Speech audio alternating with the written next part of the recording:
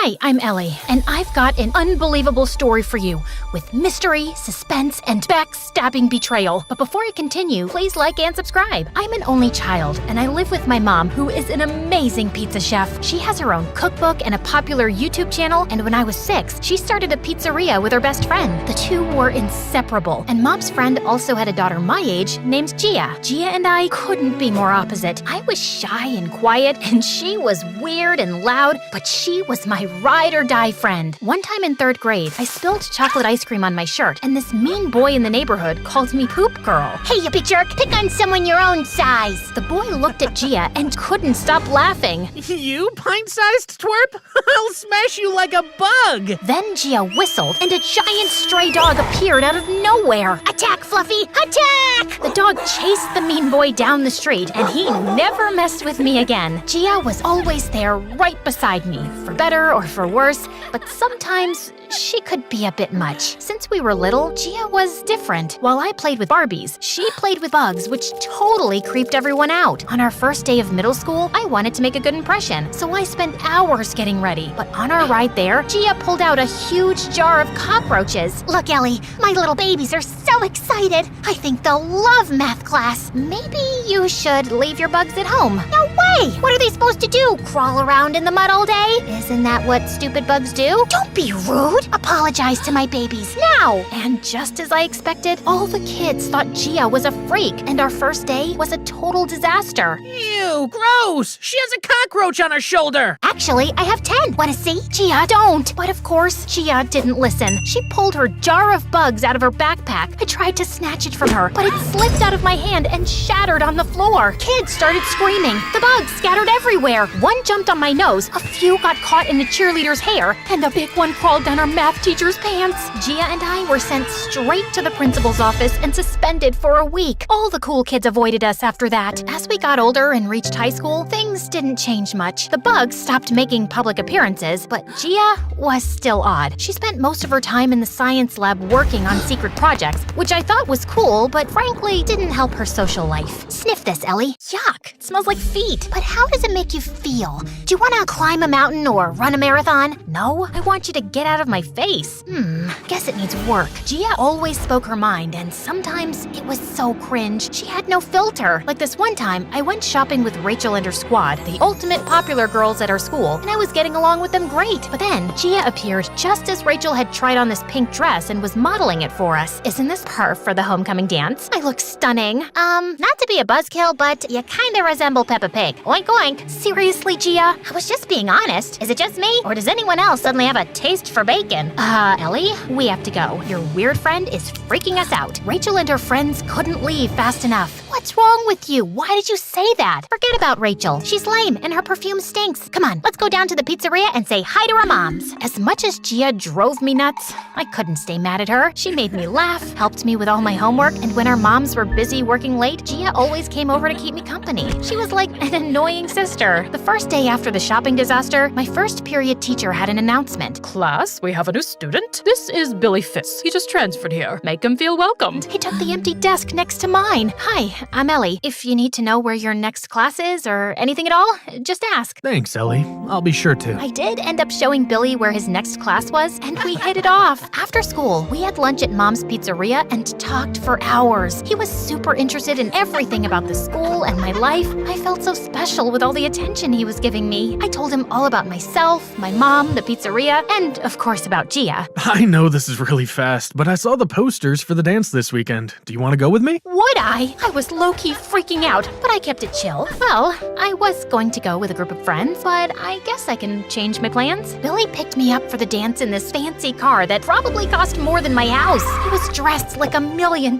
Then he gave me a corsage and a really expensive diamond necklace. I was so shocked, I was speechless. Sorry, is the necklace too much? You don't have to wear it if you don't want to. It's just that when I saw it, I thought of you. Hey guys, you think you can give me a ride to the dance? My bike's busted. I lost my bus pass, and my date, the love of my life, just broke up with me. Gia pretended to cry, and my blood boiled. Gia didn't even have a boyfriend. Just as I was about to snap, Billy said the sweetest thing. Forget about him, Gia. I don't know you, but if you're anything like Ellie, then you must be extra special. And you deserve much better than that jerk. Of course you can ride with us. Aside from Gia being a third wheel, the dance was pretty awesome. Billy was a dancing superstar. After that, Billy and I hung out all the time. We'd stroll in the park, go out for dinner, cute couple stuff. He was the perfect boyfriend, and his father was so nice. They even came to eat at the pizzeria. Billy's dad took one bite of my mom's pizza, and he was so impressed that he wanted to invest in the business. I tell you, this place really has potential, and I think I can make it a huge success. We can take this pizzeria worldwide. By the time we're finished, you'll be millionaires. Millionaires? No way, you're joking. I'd never joke about a thing like that. Then Billy's dad dropped a wad of cash on the table, then left his business card. Call me in the morning, and we can talk business. After Billy and his dad left, me, Gia, and our moms were so excited we danced around the store like maniacs. That night, I dreamed about being a millionaire and traveling to tropical islands with Billy on my yacht. The next few weeks were a blur. Billy's dad brought in these fancy accountants and lawyers to help my mom and Gia's mom with their business plan. I even started helping out at the pizzeria after school so I could do my part. Gia, on the other hand, was named president of the science club, so she wasn't around much. To be honest, it was nice getting a break from all her silly antics. With working after school and all my homework, I didn't get to see much of Billy either. He sent me sweet texts all the time, but I missed hanging out with him. Then one day, I was passing by the science lab and I heard Billy laughing. I went inside and found him sitting with Gia. They were doing some kind of experiment with this green goo that exploded everywhere. They were laughing uncontrollably and having the greatest time. Hey guys, what's up? Hey, Elle, why didn't you tell me that Gia was so awesome? Billy went on and on about Gia's stupid science experiment. I barely understood a word he said. I sat down and tried to help, but they totally ignored me. I felt like an idiot, and seeing them together made me jealous. I stormed off, and they didn't even notice that I'd left. A few days later, things got even worse. I texted Billy to see if he wanted to come over and watch MSA videos, but he said he was too busy to hang out tonight. Sorry, babe. I've got a ton of homework and I'm really tired. Maybe we can hang out next week. I told Billy that I understood and wished him a good night. It was nice out, so I decided to take a walk and get a chocolate sundae at my favorite ice cream shop. But I stopped short in shock when I looked through the window. Gia and Billy were sitting in a booth, sharing a banana split and laughing like a pair of hyenas. Hot rage coursed through my veins as I marched toward the door, but just as I was about to open it, I got a call from my mom. She was with Gia's mom at the pizzeria, and she was in tears. Mom, what's wrong? Before she could answer, the phone disconnected. I raced to the pizzeria, and what I saw next blew my mind. The sign on the pizzeria had changed to Fitz Pizza, and these huge, scary men were shoving all our things into a huge trash compactor. Gia's mom was trying to make the men stop, while my mom sat on the curb crying like a baby. What happened here? We lost our business. Billy's dad took everything. How could this happen? I don't know. It doesn't make any sense. We can't even afford to hire a lawyer to fight back. All our bank accounts are empty. We're ruined. Our lives are over. The police showed up and arrested Gia's mom for punching one of the men in the face. Get your hands off me.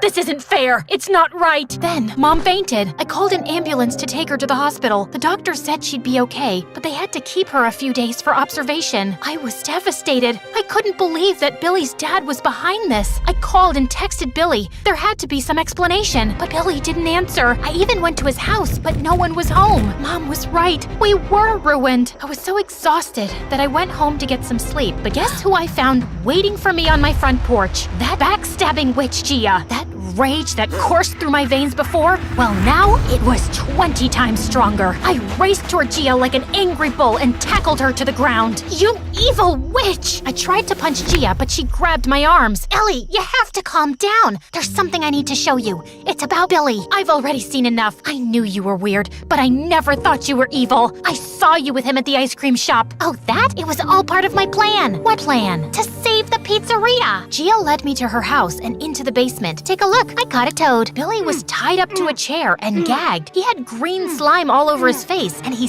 smelled like a gym sock. Gia, what the heck? Listen up. I'm sorry for hurting your feelings with Billy, but you need to know why I did it. When Billy started hanging out with you, I started following you two and then him. You did what? Shut up and listen. Billy's dad is in the mafia and needed a front to hide his shady deals and launder his dirty money. That's where our moms and the pizzeria comes in. He thought snagging the business was the way to go, and the whole thing was totally Billy's idea. That's why Billy was hanging out with me?